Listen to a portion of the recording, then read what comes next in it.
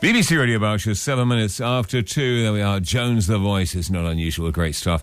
I'm joined now by Mike Churcher and Sarah Huxford at Wokingham Remembers. Good afternoon again to you, Mike. How are you? Yeah, very well, thanks, Mike. Very good. And you're wearing a poppy, of course, but these poppies these days, I know they make them at Richmond, and now they're a little bit... In the old days, they were pretty solid things with wire. I've gone through 5 so far, but Sarah Huxford, good afternoon, with your homemade poppy. Good afternoon. Yes, I crocheted this from a Barkham Hooker's pattern. So I've made a good number and selling them for the British Legion this year. That looks durable and lasting. Gets a fiver. Huh? Gets a fiver. Yeah. People are very, very, very generous. So I made about 50 quid last year. Very good. So I hope to make a lot more. There are more different poppies this year. You got the ones for cars, you've got bigger ones, you've got big lapel ones, you've got homemade ones now. So Scott's having them with 4 petals. Yeah, with 4 petals. 4 petals, no green leaves.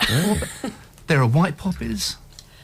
Really? Yeah, there's all sorts of things going on. I haven't seen any of those, but they are slightly flimsier than... or is it my imagination? This is the wagon wheel moment.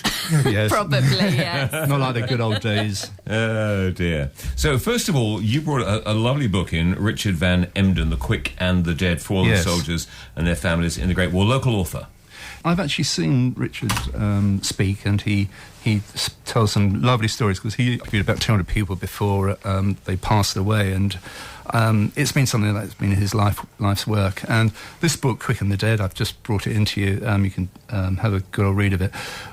What it does, what he is talking about is really remembrance, about what actually happened when the men died. So what happened to the families, what happened to the pensions, and some of the stories are actually quite harrowing and quite upsetting.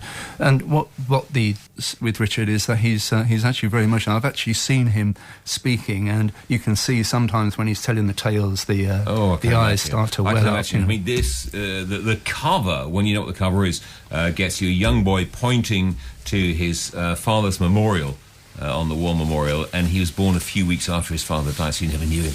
Yeah. Terribly moving. Yeah, terrific. See if you can get Richard in to come and have a chat. Amazing. He is absolutely a fabulous guy. Amazing. And you want me to read a little bit from it in a wee while, so we'll tee that up. Yeah, very good. The Quick and the Dead, Richard van Emden. Sarah, now you've undertaken so many trips out to the war graves. I know a lot of people do it, and some people say, is it a good thing? Is it not a good thing? But it's certainly probably a terrific leveller. It is, yes. It's not morbid in any way. I've been going for over 20 years, probably nearer 30. We've been visiting the areas of the Somme battles and the Ypres salient. Also, we've been to Gallipoli, to the Aisne, to the Marne, to areas where British soldiers lie from the battles of the Great War. And more in Gallipoli than almost anywhere. I mean, it's a wonderful, beautiful place and very, very moving, and it's lovely to be able to go and to recognise their sacrifice by visiting their graves. They don't get and when you visitors. Look at the topography there, you wonder why they ever tried to assault a mountain with the Turks dug in at the top. The most extraordinary decisions. Yes, yeah. And I think that's one of the things we find walking on the battlefields is that you do understand the topography, because until you go to Gallipoli and you yourself try walking up the side of the mountain or the hillside by Anzac Cove, you don't realise what an impossible task those soldiers were set. The scrub up to your waist and just sheer sides of the cliff. It's really and until you actually go there and experience it, it's very hard to understand the battle and the concept of the battles. Have you been there, Mike? I haven't been there. I mean, I've worked not Gallipoli, onto the Western Front. I worked a lot and extensively with Rupert Brooke, of course, who died a day short of Gallipoli. Course, yeah. And of course, now there is a tablet there from the Turks saying, "Here we lie as friends, side by side." Yes, and that's very moving when you when you read that and you see that when you go there.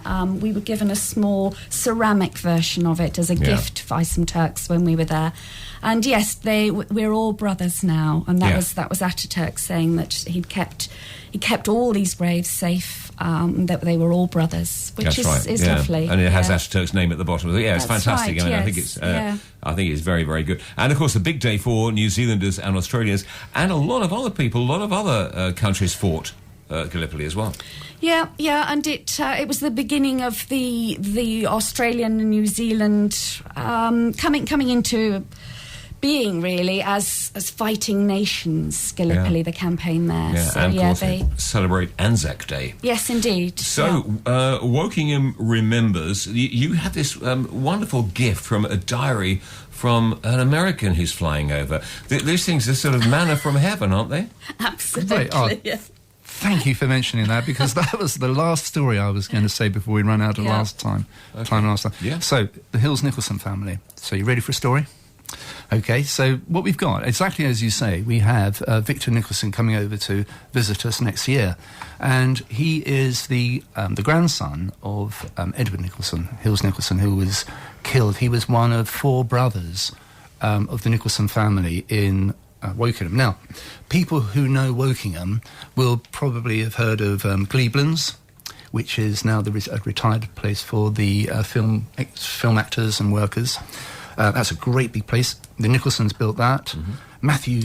Matthew Green estate, he redeveloped that. Clare Court redeveloped that, and he just kept on building. As soon as the family got bigger, so did the buildings, and therefore so did Wokingham.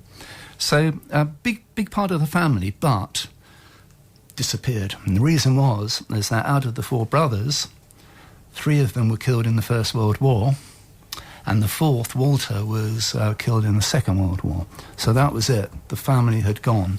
Now, the son of Edward, he goes to America. He has a son called Victor. Now, Victor has never been out of America.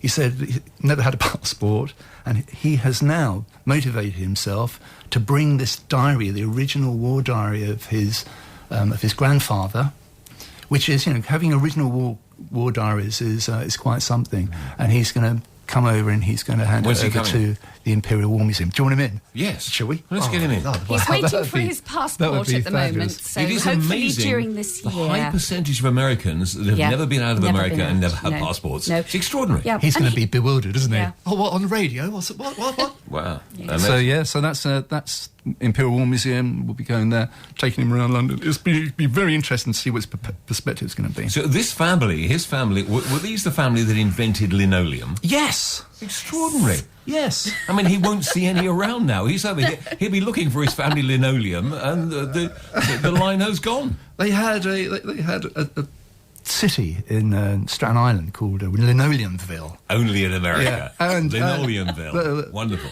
And they went, actually, we don't like this anymore. So they changed it. I think they changed it to something like Travis now. As long as it wasn't for the carpetbaggers, we'll be all right. Yeah. The lino baggers. Yeah, it doesn't have quite the same ring to it, does it? Yeah, and that's where he made his money. And I think he came down to Wokingham.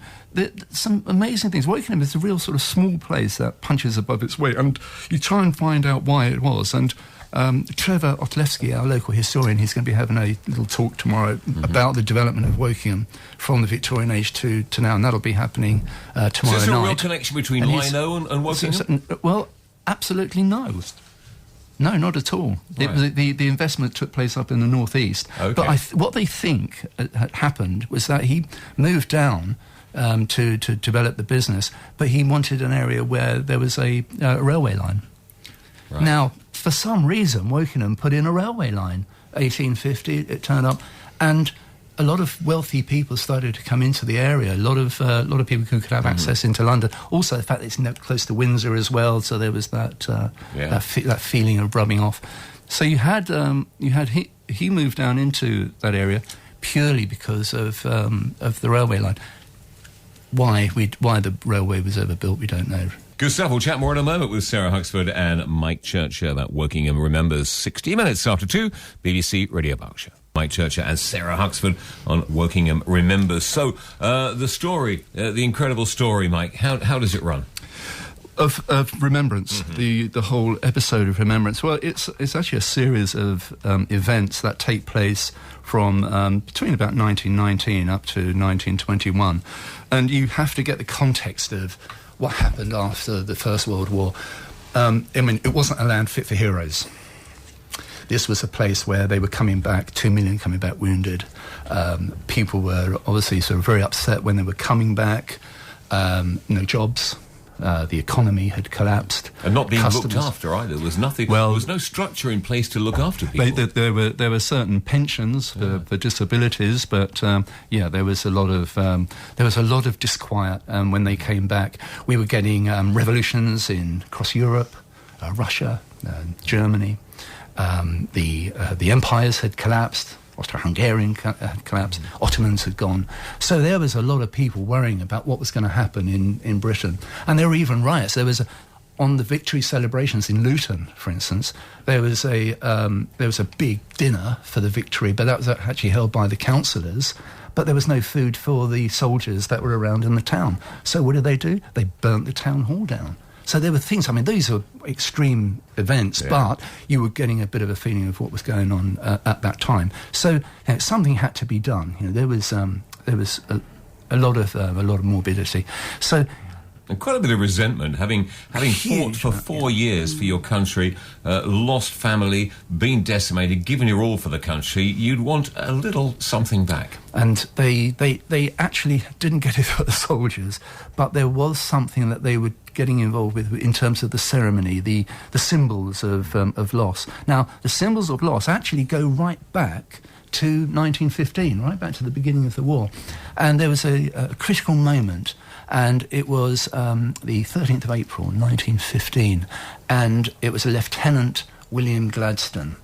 He's killed by sniper fire. Not very different from all of the other lieutenants, except that being the grandson of the Prime Minister of the 1800s, there was an application to George V to bring his body back. Mm-hmm. So they brought his body back, and obviously a lot of pomp and ceremony. Grandson, he was an ex-MP as well.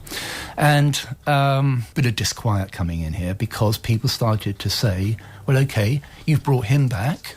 He's an officer. Mm-hmm. I want my boy back. I want my husband back, and this started to take place. And people always want parity, and it's very, very difficult. Well, or you could say that is there an upper class and a working class in death, and that is what they were not wanting to do at that time. I think there probably was at the time. Well, of course there was, but you don't want to have that thrown in people's faces. Yes, you can bring the officers back, but you can't bring the rank and file.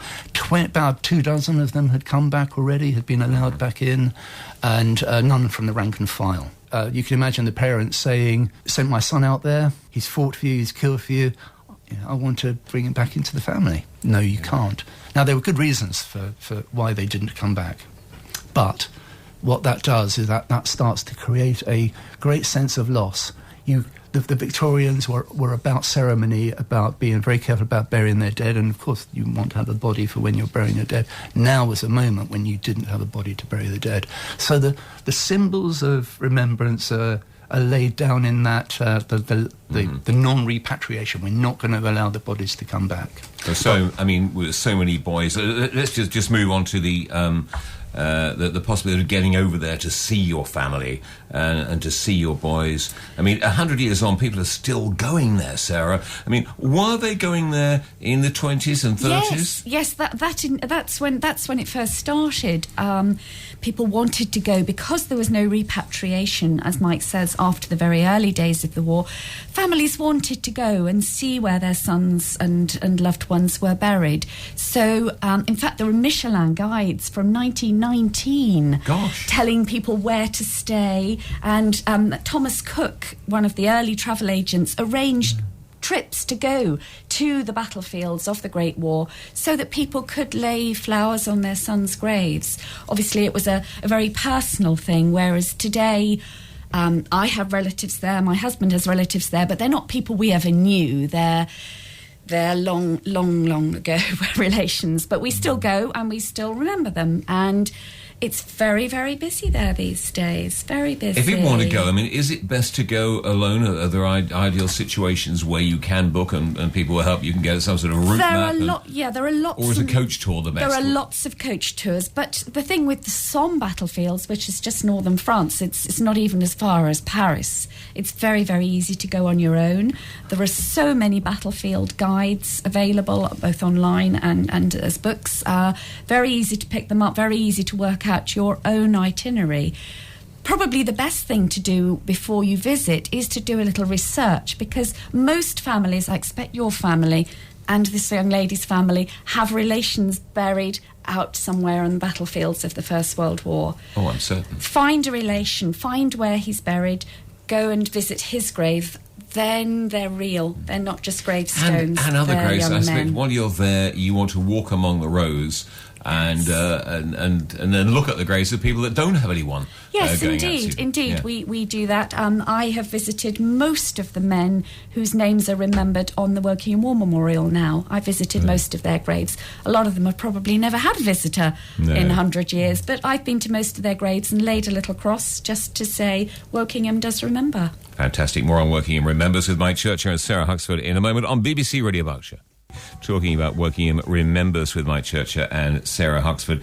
We're talking about the end of the war, Mike. I mean, and thousands, and sometimes tens of thousands of bodies. We think of that, but the job must have been extraordinary. Who undertook this job to bury so many thousands and tens of thousands of our boys and those from other countries as well abroad? Yeah. And where were they designated? Who decided which fields? I mean, an enormous problem, logistical problem, really.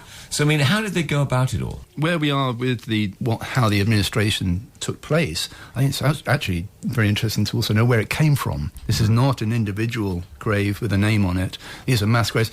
Just to show you what they would do with the bodies, 1815, Battle of Waterloo, this is 100 years earlier from that time. There were 50,000 bodies left on the battlefield. The scavengers would come and pick away at the bodies, and the teeth would be pulled out of the body and sent to London, where they would make false teeth for elderly ladies. So that's what they were doing to bodies. So they were using at that body time. parts, really, from Waterloo. That's but what right. about the Crimean and then the Boer War? The American Civil War, they were sending them over by the barrel load. Did you know, just meander, the American Civil War, pro rata, there were as many men killed in the American Civil War as the British and Commonwealth lost in the First World War. Oh, it was horrendous. It was horrendous. And in 4 short years as well. We wonder why the Americans were a bit reticent to come into the First World War. Well, there's your story. It's because of what happened some sort of 50 years earlier. Yeah, I mean, there were parts of the American Civil War that were absolutely horrific. Yeah. You know, and were with new inventions, the spinning musket ball and stuff like that came in that caused so much devastation in so many pretty places, in peach orchards and stuff like that. I mean, that was the tragedy of it in so many ways. Brother against brother, family against family. Anyway, we digress. we meander as always, which is good. We don't mind a bit of meandering.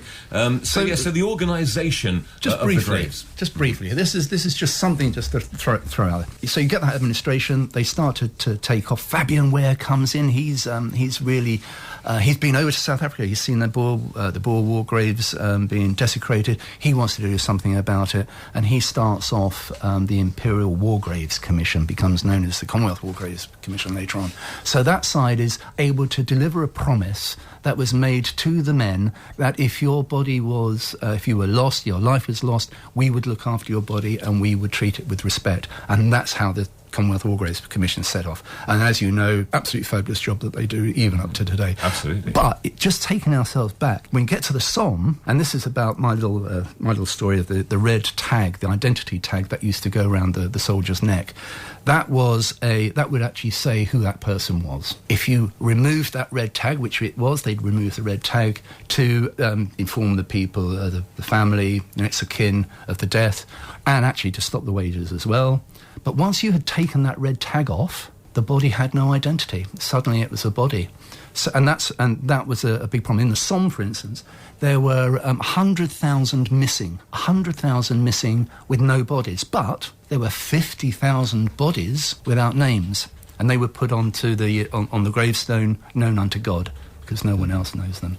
So it wasn't until September 1916 that they went, right, okay, how are we going to solve this? And they put together a little green irregular shaped secondary leather tag, and they connected that so that when they pulled the red tag off to go off and do its job, the identity of the person would still be there. Makes sense, yeah. And that was them learning to fight a war which they'd never fought before, learning to cope with how they're going to deal with the aftermath as well. It's something we don't often think about, and of course that brings us to war memorials and Wokingham's War Memorial. I guess these must have gone up pretty swiftly after 1918. When did Wokingham go up? Sadly, Wokingham were a little bit slow. A cross was erected outside one of the churches in Wokingham in 1924, which is a long time after other villages and towns locally. What happened, as we understand from reading newspapers and records, is that money was put aside for a war memorial. And during that period of time, the three main churches in Wokingham each erected their own war memorial plaque within the church, commemorating the names of the families of the parishioners who died during the war. So not by any means everyone from Wokingham, but certainly those whose families were parishioners. And after the war, the mayor at the time, Mayor Milne, had raised a lot of money for a war memorial, and as I say, a Celtic cross was built in the grounds of the church. It had no names on it. So what was decided was that a board would be put up, an ordinary wooden board like you might have in a school, for all these names. But so much money had been raised, and during this period of time, the local clinic, which was an orthopaedic clinic for children, was really short of money. And they appealed to the War Memorial Committee and said, guys, you've got lots of money. How about funding a new clinic? So that's how the Wokingham War Memorial Clinic was funded. The orthopaedic clinic was funded through the donations of local people for the War Memorial. So the clinic was expanded, a super new clinic for local children and their needs was funded. And all that was left was a board with the names. So the board is quite small and in some ways insignificant in that it's upstairs in the town hall. It's the clinic, isn't it? It's the clinic that is the living memorial. Sadly, today, it's a little bit shabby as working buildings become. Wouldn't it be nice if the traffic stopped like it used to? When I was a kid, at that moment, the traffic would stop around the War Memorial, where I grew up in Walton-on-Thames. Everything would stop. It wouldn't be anything in motion in the street. Yeah, and I think that's one of the things that having a war memorial with names on it has meant. It's given people a focal point. We have friends in Suffolk, Walden in Essex, and as you say, the town stops around that war memorial with all the names. The thing that I found particularly symbolic, though, was the fact that they invested in the future, and that was children. And I think that's such an uplifting idea that it wasn't for a comrades club, or it wasn't for some other social club or anything. They actually invested in the future, and that was a statement about losing their local men. We're going to invest in the future. That's why our men fought. It was for their families and the country and the future. And a lot of communities did the same. Gosport War Memorial Hospital is just one I know. Many hospitals were formed with war memorial funds, and a lot of them are still going today. But sadly, our clinic's been rather superseded by modern medicine, and the clinic is no longer used. So that's really quite sad. People can check it out on Wokingham Remembers online. You've got blogs and all sorts of things on there. And how many people are involved in this with you, or are you at the helm of this? It's a team of two, but we have a lot of friends, a lot of local historian friends that we've made in other towns and in Wokingham itself. And don't forget Andrew Radjic tonight at South Park. Oh, yes. 8 o'clock, isn't it? Yeah, I spoke to Andrew the other day, which is very good. Yes. We must get your man in from America when he comes over as well. Fantastic, Edward Hills Nicholson. Yes. Yeah, fantastic. That'd be great. Yeah. When's he over here? Next week? Next year. Next year. Oh, next year he's going over with a diary. Yep. Okay. Yep. If he's never been here before, he's got to prepare himself. That's fantastic. Coming to meet you. Lucky man. That'd be good. Wow. We must get Richard Van Emden in as well. You're talking local man, the quick and the dead, who also wrote The Last Fighting Tommy, which I remember, Fallen Soldiers and Families of the Great War. So just tee this up for me as to what it is, because I know you want me to read a bit of this. So just tee up where we come in here.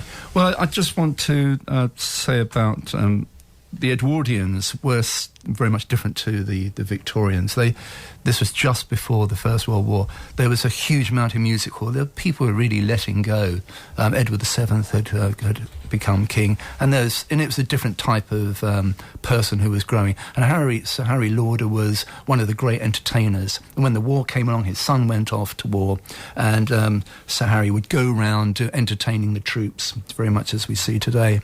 Now, he lost his boy at the Somme in 1916, And as he was going around, I think this was later on in the war, he was going round to doing the entertainment, but he was making his way slowly back towards the Somme so that he could see his son. So I thought, he said. He put out his hand and I gripped it hard. I know, Harry, I know exactly where you're going, and I'll send a man with you to act as your guide, who knows the spot you want to reach. I certainly was not disposed to chat, and I suppose the sympathy for my feelings and my glumness stilled the tongues of my companions. And at any rate, we'd not travelled far when the car ahead of us stopped, and the soldier stepped into the road and waited for me. I got out when our car stopped and joined him. I will show you the place now, Mr. Lauder, he said quietly. So we left the car standing in the road and set out across a field that, like all the fields in that vicinity, had been ripped and torn by shell fire. All about us as we crossed that tragic field there were little brown mounds, each with a white wooden cross upon it. June was out that day in full bloom. All over the valley, thickly sown with those white crosses, were wild flowers in rare profusion, and thickly matted, luxuriant grasses.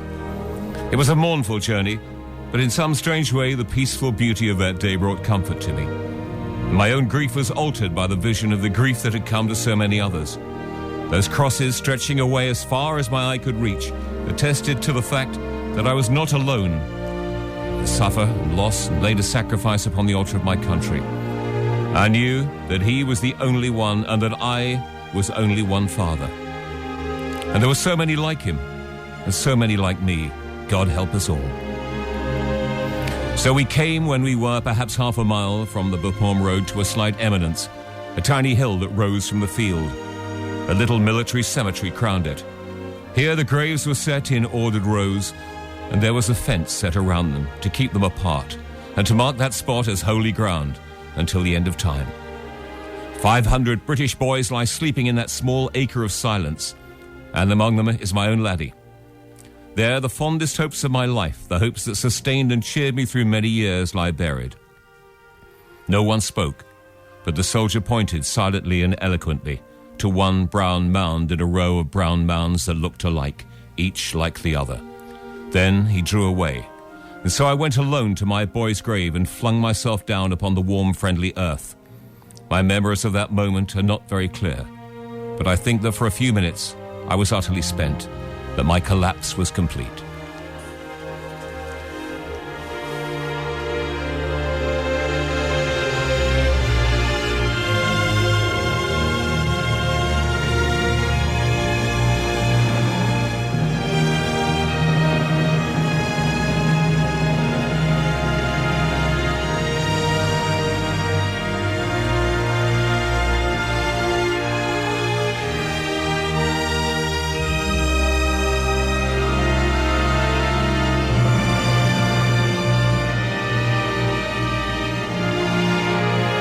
Always moving, Elgar and Nimrod, and a piece there from The Quick and the Dead, Richard Van Emden. Very, very moving stuff, Mike, there, isn't it? I mean, yes, it sort of caught my throat, even just telling you about it. But it seemed to be typical of what was taking place at that time, people going back and seeing the graves. But I wanted to say to you just that place at Ovier, my wife's grandfather was shot on the first day of the Somme, right. And he lost 4 brothers during the war. There were 5 of them, and at exactly that spot where Sir Harry was going is exactly the spot where my wife's grandfather was hit. So very moving. Has a little bit of a connection. Yeah. I've got a feeling, I don't know why, it's just got to be, I seem to recall, I could be wrong, that Harry Lauder wrote "Keep Right On to the End of the Road" for his son. Did he? He did keep right. I may be wrong, but I think because he used to do it on stage, "Keep Right On to the End of the Road." It's sort of almost I've got a feeling it's sort of a bit of a tribute to his son. Well, you'll be able to meander with Richard because I mean, obviously, for all of the books that he's read, you're going to be able to go all over the place, and he'll be a great interview if you can get him. Fantastic, Mike, Sarah. Thank you so much for coming in. Wokingham Remembers. Come and see us soon. Don't forget to bring our man Edward Hills Nicholson back and Richard Van Emden in soon. Wonderful. Thank you so much. It's 11 minutes to 3, BBC Radio Berkshire.